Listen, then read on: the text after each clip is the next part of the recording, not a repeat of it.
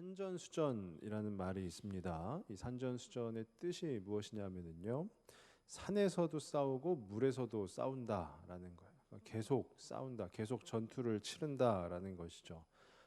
쉽게 보면 힘든 일을 많이 겪어서 그만큼 내공이 깊어진 것, 그것을 표현할 때 우리는 보통 산전수전이라는 말을 씁니다. 요즘 유치원생들이 이렇게 모여 있으면 이런 이야기를 한다고 합니다. 뭐냐면 유치원 다니기 힘들다라는 거예요. 그러면서 얼른 커서 초등학교 가고 싶다라는 겁니다. 그들이 보았을 땐 초등학교에 가면 무언가 좀 편안함이 있을 거라 생각을 하는 것이죠. 또 초등학생들은 이렇게 표현한다고 합니다. 초등학교 다니기 힘들다. 얼른 중학생이 되었으면 좋겠다라는 거예요. 그렇게 차츰차츰 자라고 나면은요, 고등학생들은 뭐라고 하냐면은 뭐라고 할까요? 고등학생들은 고등학교 다니기 힘들다, 공부하기 힘들다라는 거예요. 그러면서 얼른 대학교만 가면 이제 나에게 자유가 주어지고 막 다 모든 것을 할 수 있을 텐데라고 하지만 요즘 대학생들은요 잘 놀지도 못합니다. 왜냐하면은 계속 공부해야죠. 그리고 스펙을 쌓아야죠. 또 대학교 졸업하면 무슨 걱정을 할까요? 취업을 걱정해야죠. 취업을 걱정하고 나면은 또 많은 친구들이 걱정을 합니다. 누구와 결혼을 할 것인가부터 해가지고요. 결혼을 하고 나면 이제 자녀는 어떻게 할 것인가 하고요. 또 자녀를 양육하다 보면 이제 이 친구를 어떻게 양육할 것인가라는 끝없이 어떤 전투와도 같은 그 삶이 이어지게 되는 것입니다. 이것 또한 마찬가지로 산전수전이라고 표현을 할 수 있을 것이에요. 저희가 이 성경 가운데 나오는 이스라엘 백성들이 있죠. 이스라엘 백성들이 애굽에서 노예 생활을 하고 있었습니다. 그런데 하나님께서 말씀하시죠. 내가 너희에게 약속한 그 가나안 땅으로 가라라고 말씀을 하세요. 그래서 거기서 이제 출발합니다. 그게 바로 출애굽입니다. 이 출애굽을 해가지고 애굽 땅에서 가나안 땅까지 빠르게 가면 한 열흘이면 갈 수 있는 길입니다. 그런데 우리는 알고 있습니다. 이들이 몇 년에 걸쳐서 가게 되죠? 40년에 걸쳐서 가게 됩니다. 그런데 그 40년이 어떠하였습니까? 평온한 40년이었습니까? 그렇지 않습니다. 이 또한 산전수전이라고 표현을 할 수 있을 것입니다. 그 40년이 지나서 이제 오늘 저희가 읽은 이 여호수아서의 말씀이 시작이 되는데, 오늘 본문의 내용이 뭐냐면 이제 요단강 앞에 딱 서 있습니다. 이스라엘 백성이요. 이 요단강이라는 것이 의미가 있는데 이제 딱 마지막이라는 거예요. 이 요단강만 건너서 넘어가면 바로 하나님께서 약속하신 그 가나안 땅이라는 것입니다. 요단강 앞에서, 그런데 이스라엘 백성들에게 아주 큰 일이 벌어집니다. 그게 뭐냐면 그 40년의 시간 동안 이스라엘 백성들을 인도해 왔던 그들의 큰 지도자 모세가 죽게 된 것이죠. 그래서 오늘 말씀 1절 앞부분에 이렇게 돼 있어요. 여호와의 종 모세가 죽은 후에, 그 이제 모세만 보고 달려온 이스라엘 백성인데 모세가 이제 죽었습니다. 그리고 그 후임으로 누구를 세우냐 했더니 이 여호수아를 세우는 거예요. 이 1장 이후의 이야기를 이때 당시의 여호수아는 당연히 모릅니다. 벌어지지 않았 일이니까요. 그런데 지금 우리는 알고 있습니다. 이 여호수아서 1장 이후의 이야기가 어떠하죠? 요단강을 건너서 그 가나안 땅에서 행복하게 잘 살았더래요 하고 끝납니까? 그렇지 않습니다. 끊임없이 가는 데마다 전쟁을 치릅니다. 전쟁을 해서 또 빼앗으며 그 가나안 땅을 하나 둘씩 차지해 나아가기 시작하는 것이에요. 이 또한 어떻게 보면 산전수전이라고 표현을 할 수 있을 것이에요. 이 여호수아서는요, 쉽게 말씀드리면 이스라엘 백성들의 산전수전 이야기가 담겨 있는 책이라고 볼 수 있습니다. 산전수전 이야기, 그러니까 힘든 이야기죠. 하나님께서 가나안 땅으로 가라 해서 갔는데, 그 가는데도 40년이라는 시간이 걸렸는데, 그래서 가나안 땅에 들어갔으면 이제 좀 편하게 좀 지내야 되는 것 아닌가라고 누구든지 다 생각을 했을 것이에요. 그런데 그들이 맞닥뜨리게 되는 것은 계속 되어지는 전쟁이죠. 어떤 성을 점령하기 위해서 싸우고 또 싸우고 또 그 안에 내부에서 문제가 벌어지고요. 그러면서 또 반역자를 색출해내기도 하고 여러 가지 그 어려운 이야기가 담겨 있는 책이 바로 이 여호수아라는 것이에요. 제가 이 여호수아서에 대해서 왜 계속 길게 설명을 드리냐면요. 앞으로 수요예배 시간에는 여호수아서를 함께 나누겠다라는 것입니다. 그런데요, 이 여호수아서가 이스라엘 백성의 산전수전 이야기이기는 하나 중요한 것은요, 하나님께서 그들과 함께 거하셨다라는 것이에요. 그리고 하나님이 역사하신 그 이야기라는 것입니다. 이들의 삶이 편안하고 어떤 그냥 쉬고 있는 그런 삶은 아니었지만, 힘들게 하루하루 버티고 또 싸우고 하는 삶이었지만, 그 삶 가운데 그들만이 있었던 것이 아니라, 그 이스라엘 백성만이 있었던 것이 아니라 바로 하나님께서 그들과 함께 동행하시며 그 모든 전쟁 가운데 주님께서 역사해 주신 그 이야기가, 즉 그 하나님의 스토리가 기록이 된 책이 바로 이 여호수아라는 것이에요. 그래서 오늘은 이 여호수아 앞부분에 대해서 생각을 해보는데요. 이 오늘 본문 속에서 이 여호수아라는 인물에 대해서 한번 초점을 맞춰보겠습니다. 이 여호수아 어떠했겠습니까? 소위 말하는 멘붕이 온 것이에요. 뭐냐면 여호수아가 앞을 봤을 때는 뭐죠? 앞을 보면 자기가 그동안 믿고 의지해왔던 누가 죽은 거예요? 모세가 죽은 거예요. 그리고 여호수아가 뒤를 돌아보면 이제 수많은 백성들이 자기만 바라보고 있는 것입니다. 그러면 어떻게 될까요? 만약에 제가 여호수아라면 제가 믿고 의지했던 리더가 돌아가시고 뒤를 보았더니 수많은 백성들이 저만 바라보고 있다면 그 부담감은 이유로 말할 수가 없을 것입니다. 이 상황을 여호수아의 입장에서 보면 이것은 바로 위기라는 것이에요. 위기. 그런데 이게 위기로만 그냥 끝나버립니까? 이 성경 말씀에 여호수아가 위기를 맞이하여 그리하여 멘붕이 와서 이러지도 저러지도 못하다가 그냥 도망가 버렸더라, 이렇게 기록되어져 있지는 않습니다. 왜냐하면은요, 여호수아에게는 누가 있었느냐? 하나님이 함께 계셨다라는 거예요. 그러니까 여호수아의 관점에서 보면 이것은 위기예요. 어려움입니다. 그렇지만 하나님이 그 자리에 함께 계시기 때문에 이 위기를 기회로 바꾸시는 그 하나님이 계셨다라는 것이에요. 그러면 그 하나님은 이 여호수아에게만 그렇게 하시느냐? 그게 아니라 지금 저와 우리 성도님들께도 여러 위기가 있을 것입니다. 각자가 처한 상황과 환경 가운데 여러 위기가 있을 것이에요. 그렇지만 그 위기를 우리가 우리의 눈으로만 보면 이것을 어떻게 하지 하면서 끙끙매고 절절대다가 어쩌면 포기해 버릴 수도 있어요. 하지만 우리 곁에 누가 계시다고요? 하나님께서 계시니까 어떻게 해요? 그 우리의 위기를 기회로 바꾸시는 그 하나님이 오늘도 저와 우리 여러분들과 함께 계시다라는 것이에요. 그래서 저는 이 말씀을 통해서 저와 우리 성도님들이 그 하나님의 역사하심을 우리 몸으로, 또 우리의 영으로, 우리의 마음으로 체험하실 수 있기를 간절히 바랍니다. 그러면 이 하나님께서 어떻게 역사하시느냐? 오늘 본문 가운데서 한번 두 가지로 보면은요. 첫 번째는 소망을 주신다라는 거예요. 이 여호수아에게 지금 위기에 닥쳐서 멘붕이 온 이 여호수아에게 하나님께서 소망을 주신다라는 것입니다. 우리 2절 한번 같이 한번 읽어보실까요? 내 종 모세가 죽었으니 이제 너는 이 모든 백성과 더불어 일어나 이 요단을 건너 내가 그들 곧 이스라엘 자손에게 주는 그 땅으로 가라.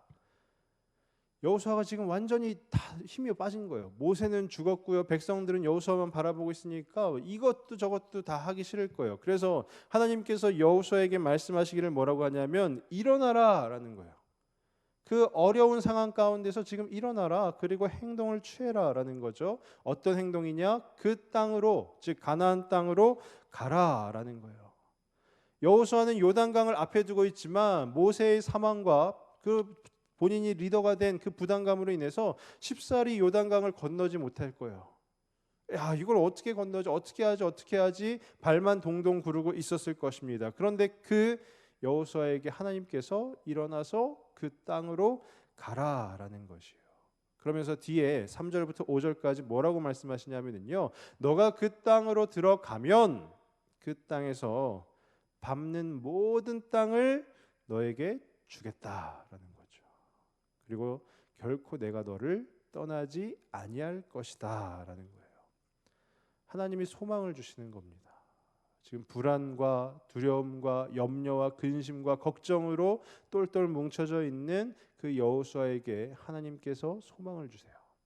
그런데 이 하나님이 주시는 소망이라는 것은 우리가 보통 인간으로서 생각하는 소망과는 다르다라는 것이에요. 어떻게 다르냐면요, 인간의 소망을 아마 이 본문에 대입을 해보면 이렇게 될 수 있어요. 자, 그 땅으로 한번 가라. 그러면 야, 또 아니 그 땅의 땅들이 다 너희의 땅이 될지도 가능성만 주는 거예요. 가능성만. 그 땅으로 가라. 그러면 그 땅이 너희의 땅이 될 수도 있어. 이게 바로 인간의 관점에서의 소망이라는 것이죠. 그렇지만 하나님의 소망은 확신의 소망입니다. 그것을 우리가 알 수 있는데 어떻게 알 수 있냐면요, 3절인데 3절도 한번 같이 한번 읽어 보실까요? 내가 모세에게 말한 바와 같이 너희 발바닥으로 밟는 모든 것은 모두 내가 너희에게 주었노니. 주었노니가 뭐죠? 이미 주었다라는 거예요. 과거형입니다. 이 영어 성경을 보면 뭐라고 되어 있냐면요, 이미 모세와 약속을 다 해버린, 그러니까 이미 모세와 약속했을 때 이미 그 땅을 다 주셨다라는 거예요. 그러니까 이미 결과는 나와 있다라는 것이죠. 그러니까 이 여호수아가 해야 되는 것은 뭐죠? 일어나서 그 땅으로 가기만 하면, 그러면 그 하나님께서 그 확신의 그 소망을 주신다라는 거예요. 우리 또한 마찬가지입니다. 우리는 인간이기 때문에 어떨 때 보면은요, 매우 연약합니다. 그리고 근심과 걱정이 있고요. 또 여러 특히나 질병 앞에서는 우리가 무너지기 십상이에요. 우리 가족 중에 어느 한 분이라도 막 아파 보십시오. 그럼 어떻죠? 우리의 마음이 무너져 내립니다. 그래서 기도는 하지만 어떤 면에서 보면 그런 마음이 들 수도 있어요. 하나님께서 과연 낫게 해 주실까? 근데 하나님이 약속을 하셨다면, 물론 하나님의 뜻이 최우선으로 중요한 거예요. 내가 뜻을 정하는 것은 아닙니다. 하나님이 정하신 뜻이 확실하다면 이미 나은 거예요. 우리가 그 시간대를 아직 만나지 못했을 뿐이지 이미 나은 것이다라는 거예요. 그렇게 하나님께서 이스라엘 백성에게, 즉 여호수아에게 소망을 주신다. 그 확신의 소망을 주신다라는 거예요. 저는 간절히 바라기는 저와 우리 성도님들이 이미 하나님의 나라 안에서는 이미 다 이루어졌어요. 이미 다 결과는 나와 있습니다. 우리 그 확신의 소망을 붙드실 수 있기를 바랍니다. 주님께서 우리 성도님들에게 소망을 더하여 주신다라는 거예요. 그 소망은 될까 안 될까, 이루어질까 아닐까, 잘 모르겠다. 하나님 뜻이 뭐지? 이게 아니라 하나님이 뜻으로 정하신 것은 이미 이루어졌다라는 것이에요. 그것을 믿는 것이 바로 우리의 믿음이라는 것입니다. 저는 간절히 바라기는 저와 우리 성도님들께 그 믿음이, 그 확신의 소망을 믿는 그 믿음이 나날이 자라나시길 간절히 바랍니다. 두 번째로 하나님께서 어떻게 역사하셨냐면요, 힘을 주셨다라는 거예요. 힘을 주셨다. 그 뒤에 6절부터 9절까지 보시면요, 계속 하나님이 계속 반복해서 말씀하십니다.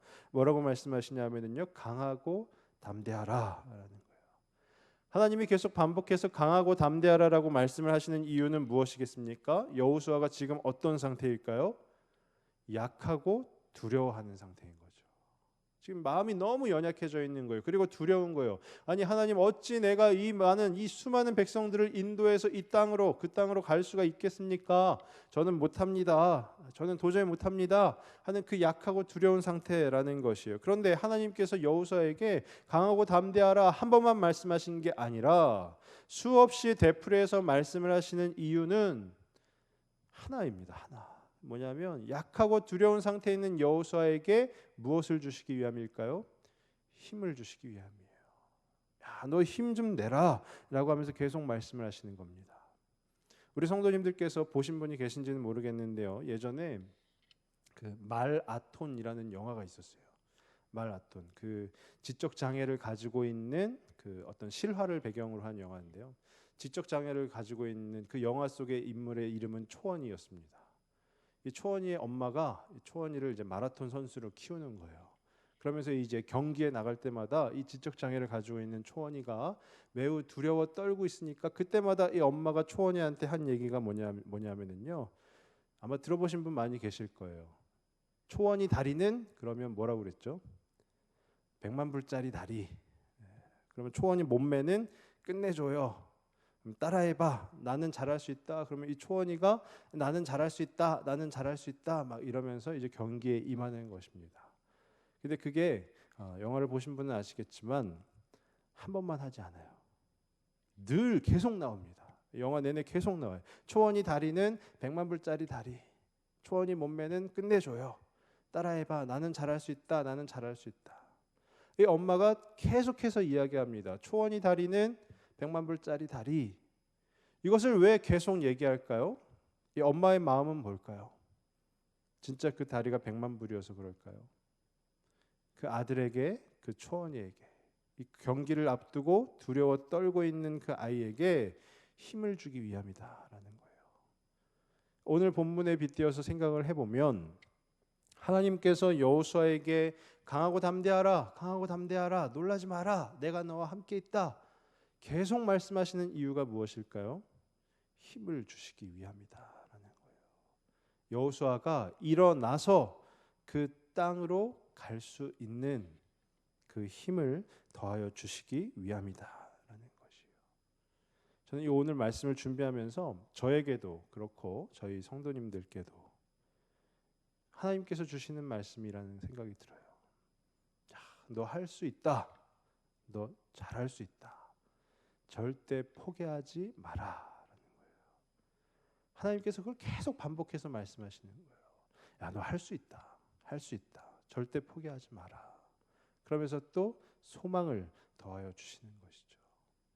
우리는 그 소망을 붙들고 나아가면 되는 것입니다. 이것을 오늘 본문을 저희 한번 적용을 한번 해보면요. 우리의 삶에 한번 적용을 해보면 아마 위기라 생각되어지는 부분들이 저마다 있으실 것입니다.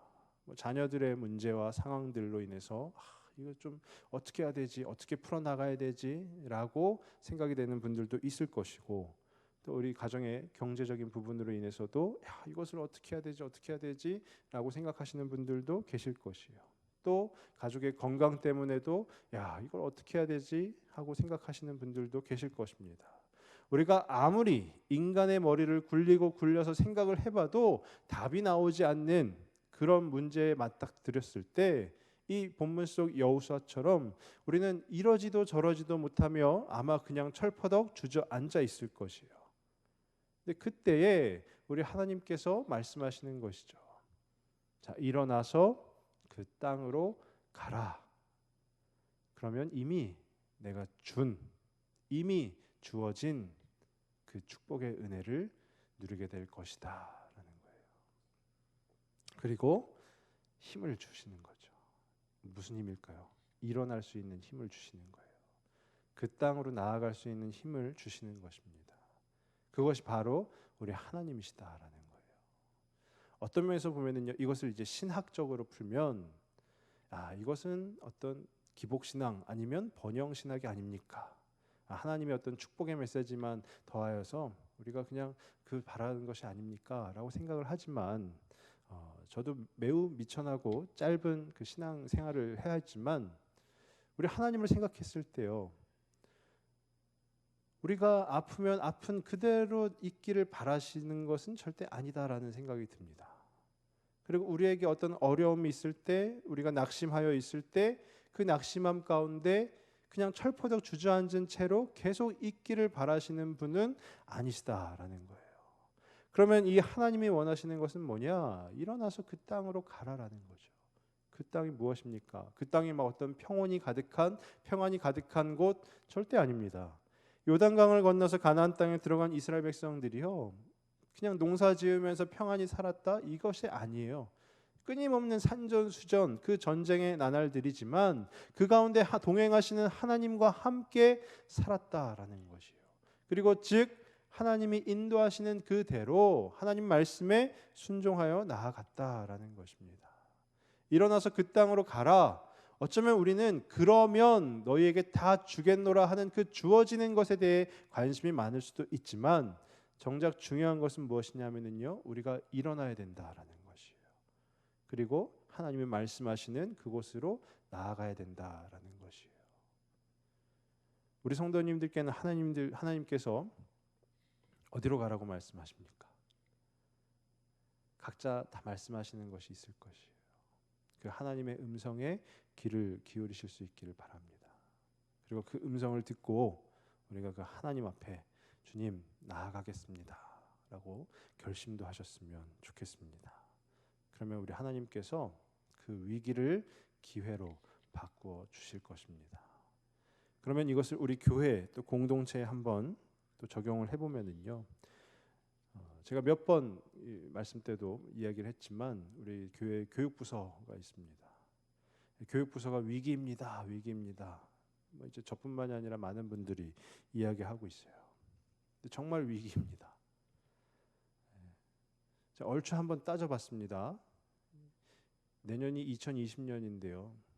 2030년이 되면 지금 이대로라면 저희 교회 교육부서 사라집니다. 없어져요. 없어진다라는 게 뭐냐면 교회 미래가 없다라는 것이에요. 그럼 많은 분들이 이야기합니다. 지금 이 시대는 아이들이 없고 기독교가 점점 쇠퇴해져 가고 있고, 하지만 들리는 소리는 뭐냐? 이 주변에 있는 교회, 또 이 한국 곳곳에 있는 교회는 교육부서가 막 폭발적으로 성장하고 있다라는 이야기들이에요. 어느 한 군데로만 쏠리는 것이냐? 하나님께서 과연 그것을 원하시겠느냐? 제가 묻고 또 되물었을 때 결코 아니다라는 것이죠. 그래서 오늘 이 본문을 한번 적용해 보면 하나님께서 우리 가운데 그럼에도 소망을 주신다라는 거예요. 저는 그런 마음이 듭니다. 우리 교회, 저도 또 교육부서의 한 부서를 맡고 있기 때문에 우리 교회 교육부서 부흥하겠다라는 생각이 드는 거예요. 하나님께서 이미 부흥을 예비해 놓으셨다면 우리가 그 하나님의 마음에 합당하게 움직이기만 하면 부흥되는 것은 하나님 손에 달려 있는 것이죠. 하나님께서 그 소망을 더하여 주신다라는 거예요. 그리고 그 교육부서를 섬기는 우리 교육자분들도 계시고 또 우리 교사분들도 계십니다. 이 교사분들 면면을 보면 여러모로 힘들다, 어렵다, 다 이해가 돼요. 다 이해가 되지만 그분들께 하나님께서 계속 말씀하시는 거예요. 강하고 담대하라. 강하고 담대하라. 계속 말씀하시는 겁니다. 그러면 어떻게 될까요? 힘을 주시는 거죠. 그 부서를 섬길 수 있는 힘을 더하여 주시리라 믿습니다. 그것은 비단 교사분들뿐만이 아니라 우리 모든 성도분들께도 동일한 것이에요. 교육부서 교사가 아니라 하여서 그냥 나몰라라 안 된다라는 것이죠. 우리에게 힘을 주셔서 그 하나씩 그 모든 위기를 기회로 만들어 가시는 그 주님의 은혜가 또 이 공동체 가운데 가득하기를 정말 간절히 소망합니다.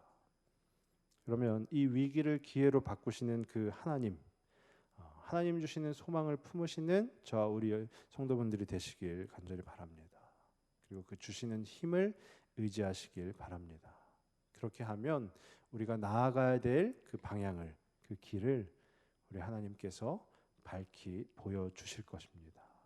우리 모두가 다 그렇게 되시길 주님의 이름으로 축원합니다. 기도하겠습니다. 아버지 하나님.